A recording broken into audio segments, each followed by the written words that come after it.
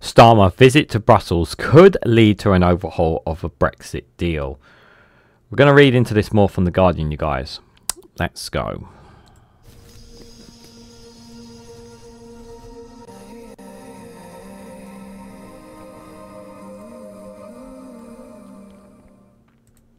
Good morning, good afternoon, good evening, wherever you are in the world. This is Reganelite here with an article from The Guardian with the headline that Starmer's visit to Brussels could lead to an overhaul of Brexit deal. The Prime Minister hopes to use the talks with European Commission President Ursula von der Leyen this week to prepare for a reset in the spring.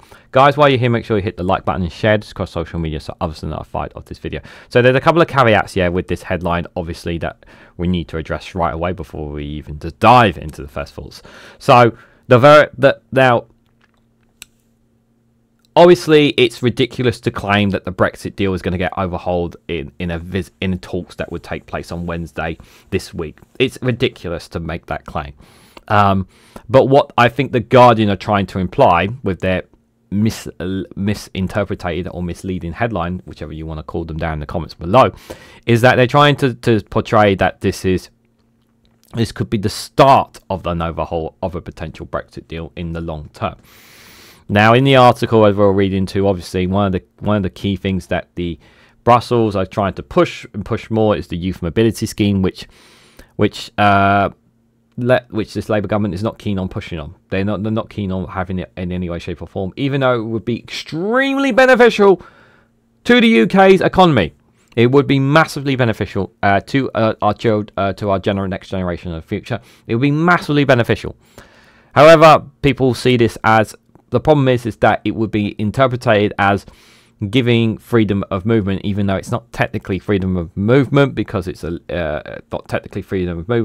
limited time and it's only up for people for those up to 30 years old. But people will still call it freedom of movement. People will still call it we're going back into the EU. The right wingers would just have a field day with this, claiming that everything they said about Brexit was a lie. Starmer's not doing that. Yada yada yada yada yada.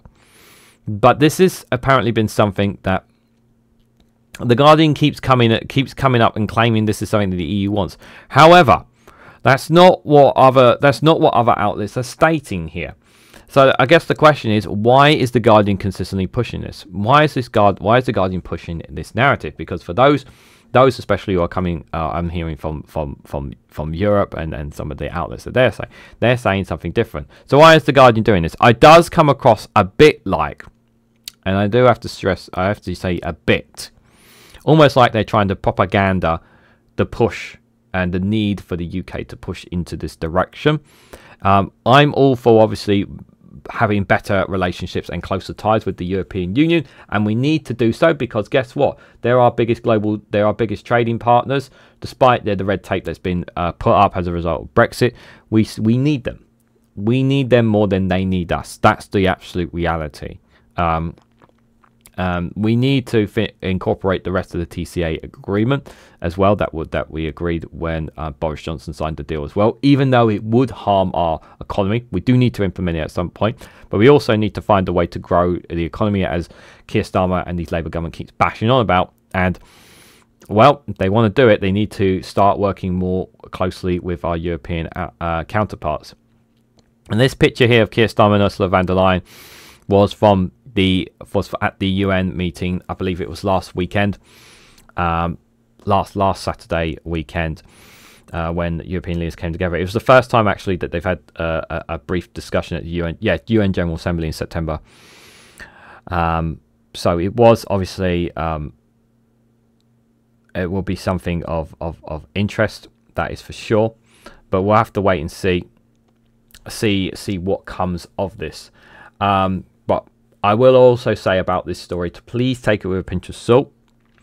I wouldn't call it entirely misleading, but I also can understand if people will call it propaganda as well. This is not an overhaul of the Brexit deal. Okay, I'm not buying this whatsoever that this is an overhaul of a Brexit deal.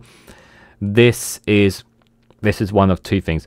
Ursula von der Leyen is going to make her position very clear on where Europe stands about if they're serious, and they're basically going to put it very seriously to this Labour government. If you're serious about closer ties, you will have to make concessions.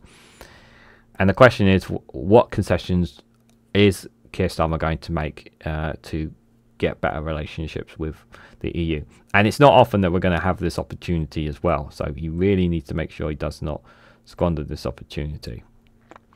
So Keir Starmer will use a meeting with his European Commission President this week to pave the way for a springtime overhaul of Britain's Brexit deal, amid warnings that closer ties will be essential in this government's desperate search for growth.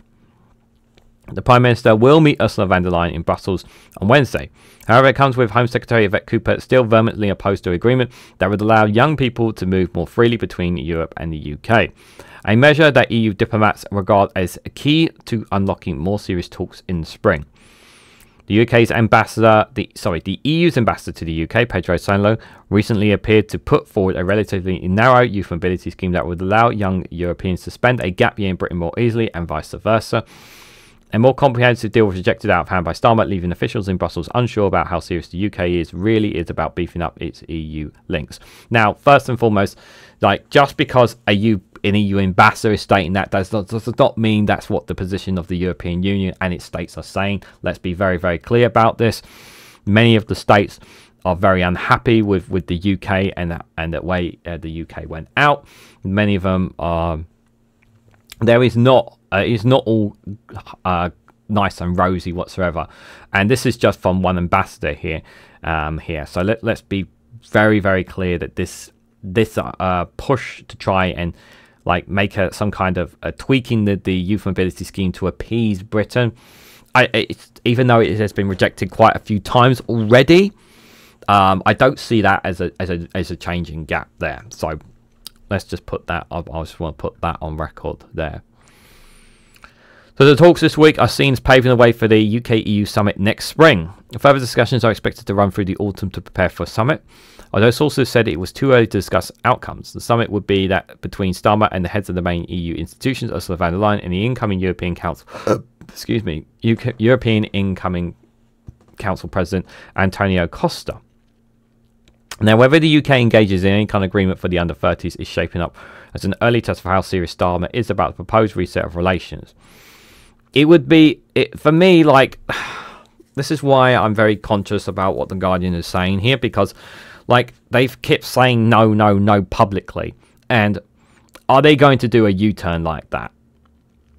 Well, Labour are capable of doing U-turns, but it would be really damning on, especially how the British media portray them. It would be very damning if they were to do so. Don't get me wrong, like, I'm all in for I've made this clear, I'm all for the youth mobility scheme because I think it would benefit our younger generation. But we know that, in my opinion, I believe this Labour government is scared of its media. It's scared of the right wing. That's what I think I generally believe it is. And also they're concerned about opening up the old wounds of Brexit as well. EU diplomats have been deeply irritated by the UK government's description of the proposal as freedom of movement, pointing out that any scheme would be time and age limited. Yeah, but the thing is, I know they don't like that term, freedom of movement, but the thing is that how can I put this? The idea of having this scheme will also open up this other position that those who are against any kind of all kinds of immigration opens up this other point as well. Is that even if it is time and age limited, people will still use it to take advantage of coming into the UK and never leaving again. This is an argument that you will hear from some people as well. That's another point that those in the right wing and whatnot can make that argument case, even if you vehemently disagree and say no, the vast majority are actually going to be there only for a time and age limited and they would go out. It's about the narrative and the image as well. There's a lot of factors into this, guys. The EU is particularly keen on youth mobility, which seems to have turned into a test of good faith, said Anne-Marie Medlin, director of the UK in a changing European think tank. It's like they're saying if the UK is serious, it will make some concessions on this, but I don't think they expect to get everything they are asking for, but some member states are desperate. There's political pressure to get young people come here. From our point of view, we want to start unlocking some of the kind of small things around the Brexit deal that can make life easier. Downing Street remains opposed to the deal on youth mobility. However, a Labour insider says Cooper remains the greatest opponent given her desire to reduce immigration. They're blaming Yvette for not being able to do more, but they know they have to do youth mobility to get anything out of the EU, said one. This will damage Yvette Cooper significantly as Health Secretary as well, because it will show her as somebody who's not being tough on immigration. If Keir Starmer does bow to these concessions, if he does, which I don't think he will. Personally, as of right now, I do not think he will. That could change after this meeting. It could change. But it would also undermine Yvette Cooper as Home Secretary as well. There is no suggestion Labour would consider rejoining the EU customs union or single market. The only measures likely to be game changers in terms of economic growth prospects. There is also confusion in Labour's ranks. However, one Starmer willingness to take political risk in order to open up a major withdrawing of the Brexit deal in the spring. On the other side, there is political pressure to be seen to be doing something, said Melodon. It's almost the mirror image of the Tories, because they spent a lot of time talking more extremely about the EU than they were willing to act in practice. With Labour, its members and voters want to keep them to have a closer relationship with the EU. So Labour has to do enough to keep those people happy without actually breaching any of its red lines. Yeah, this is the tightrope the Labour government have to walk. A senior EU diplomat welcomed Ursula von der Leyen's proposed reset of UK-EU relations, but suggested London had to make the running in bringing forward proposals. We're missing Great Britain very much on many issues in the Council of EU Ministers, the diplomat said. A better relationship is very important, but again, what is very important is to remember that it was the UK that quit. Yeah, it was a rigged referendum, is what it was. Let's be very, very clear. It was a rigged referendum, and we all know that. And as time passes on, more and more of the British public will want to rejoin the European Union. And yeah, if you think Brexit will ever go away, too bad, it never will, until we are back in the European Union, with whatever the concessions have to be, whether it's 30 years, 50 years, it will happen. We will be back in the EU. And this idea of the EU is dying couldn't be more nonsense. Keep hearing that every single day from people. They've been saying that for 30 years, and yet for 30 bonkers years, and yet it's still there as well. But enough about the trolls. What do I think of all this, guys? So I think there will be some constructive talks between Keir Starmer and Ursula von der Leyen. I think there may be one or two concessions that Keir Starmer will give with Ursula von der Leyen, and there may be one or two obviously hints that perhaps that she and the EU will make on their part too. Whether it will lead to any big deal, I don't know about that. But yeah, there are definitely traps here that Labour have to be very cautious of as well. It is going to be interesting after Wednesday to see what comes out of it, if anything comes out of it. We know that that this government does want a veterinaries agreement. That is something that they definitely want to push for. That is something they've been pushing for as well. So I know that that's definitely something that they've been talking about as well. But yeah, they've made it clear that they do not want to rejoin the EU single market and customs union. That's been made very, very clear. And many times they have rejected the youth mobility scheme.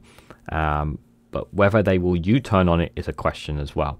As of right now, I don't think they will U-turn on it. But the UK has to give some concession. But what that will be interesting.